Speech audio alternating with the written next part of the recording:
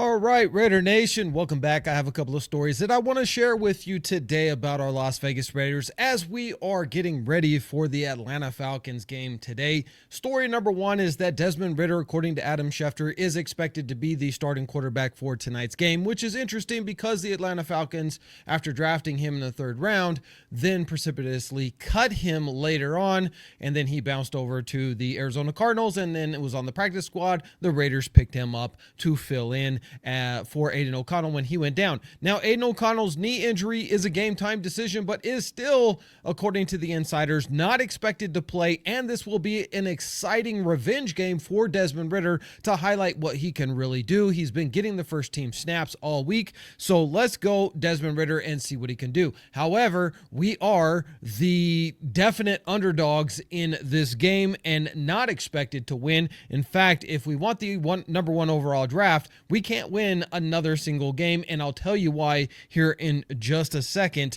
But I want to jump into this story real quick about a guy that we have all come to know and love so far with his first year as a Raider, because he is absolutely just destroying people out there on the field. So let's get into this video right here. All right, so as you can see, this story right here is about potential offensive rookie of the year candidate and the first one to be named as all pro in his rookie year, the first one to do so in the past 20 years. He is an absolute beast. We are talking about the one, the only, Brock Bowers. So in this article, according to Paul Gutierrez, Brock Bowers is in the throes of a monster year, somewhat contradictory rookie season in the NFL.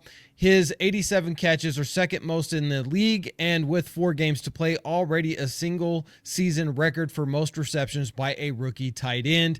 Absolutely phenomenal. His 933 receiving yards are the most among all NFL tight ends, and his 4 receiving touchdowns rank third among all rookies in the league, first among rookie tight ends. Pro Bowl, yeah, definitely he's a lock for that. Bowers is in line to potentially become first rookie tight end in more than 2 decades, named first team all pro. Absolutely phenomenal, especially seeing how this guy's had 2 different offensive coordinators. And, you know, he's had multiple different quarterbacks. He's going to have another one again tonight as a starting quarterback, probably in Desmond Ridder, and he's still been able to put up these numbers despite the lackluster quarterback play. Phenomenal kid. All with the Raiders having already trotted out 3 different quarterbacks, and with Las Vegas 2-11, riding a 9-game losing streak while on pace for one of the top picks in April's drafts. I wonder who that's going to be. Does it rhyme with Randers? Randers isn't a real word, but I just made it up. Deal with it. Let's go. Yet as Bowers prepares for the brightest lights on his biggest professional stage yet, a Monday Night Football game, home game against the Atlanta Falcons, self-deprecation is a sort of self-defense for last spring's number 13 overall draft pick and one of the leading offensive rookie of the year candidates. Somehow, there are times when Bowers, oft compared to a unicorn thanks to his unique skill set, thinks he sucks on the field. Interesting. Seriously, the whole time I was telling myself, golly, what am I doing out there? A cringed Bowers said after the Raiders' heartbreaking last-second loss to 2-time defending champion Kansas City Chiefs, on the Black Friday game.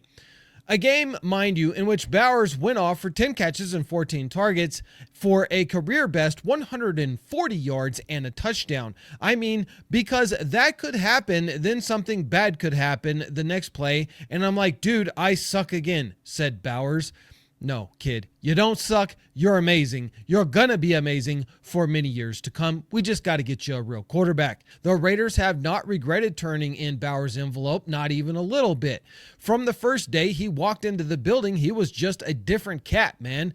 Raiders coach Antonio Pierce said, he's all about ball. Just see him, everything he's doing. He's always moving. Everything's football related, even just walking through the building. and that deprecation fit him as snugly as 2 Mackey Awards he was awarded as the nation's best tight end, while also helping the Bulldogs win consecutive national championships. You see how good he is? Because the Bulldogs, with the same quarterback and mostly the same team, are nowhere near as good without the phenom in Brock Bowers there this year. The Raiders last won a game September 29th. Bowers was averaging 5 catches per game when the Raiders started 2-2. Listen, at the end of the day, Brock Bowers is an absolute phenomenal football player. He's going to continue to be a phenomenal football player for this team. We just have to fill in a few holes. So that's going to get us into the next story that I want to talk to you guys about, and that is this. As it stands right now, because of last night's loss, the Giants' loss, the Raiders have been bumped back to the number 2 position.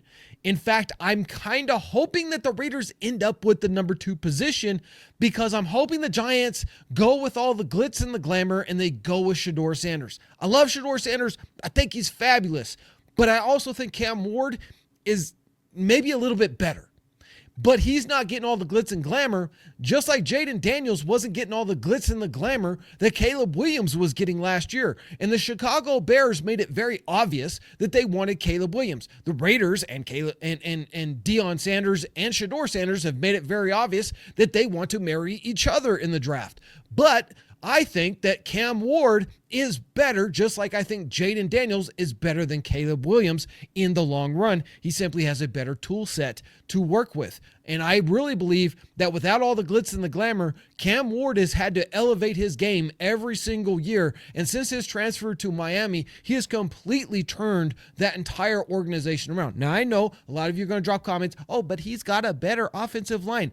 I don't care if he has a better offensive line or not. He has just simply proven to be a better quarterback, in my opinion, than Shedeur. It's not by much, it's just by a hair. But let's break down how this is going to end up right now, because if things changed right now, if the Raiders lose tonight and that was the end of the season, the Giants would edge us out, according to this article here.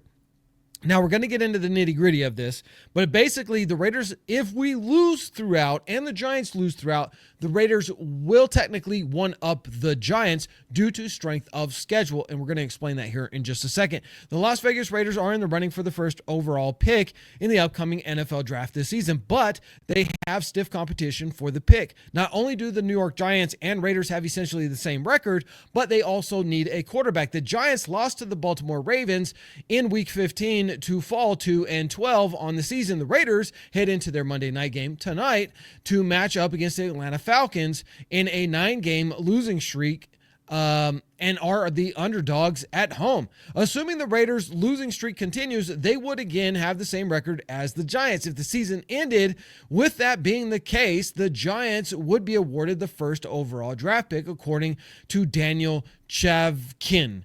I don't know if I said his name right, but whatever. From the Sporting News.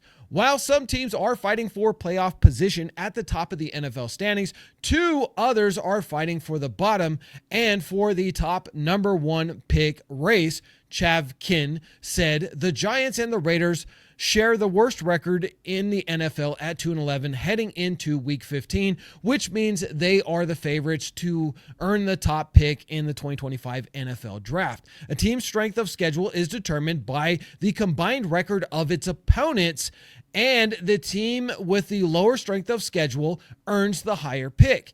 If the 2 teams are tied for the same strength of schedule, here's how the tiebreakers in the NFL would use until it breaks the tie. But it's unlikely the league would need to go deep into the tiebreakers. So they take into account head-to-head, best won-loss tied percentage in common games, minimum of 4, strength of victory in all games, best combined, a bunch of stuff, right? Coin toss at the very end of it. Chavkin broke down the Raiders and the Giants' strength of schedule. The Giants would technically edge out the Raiders for the first pick. That's if they ended after Week 15.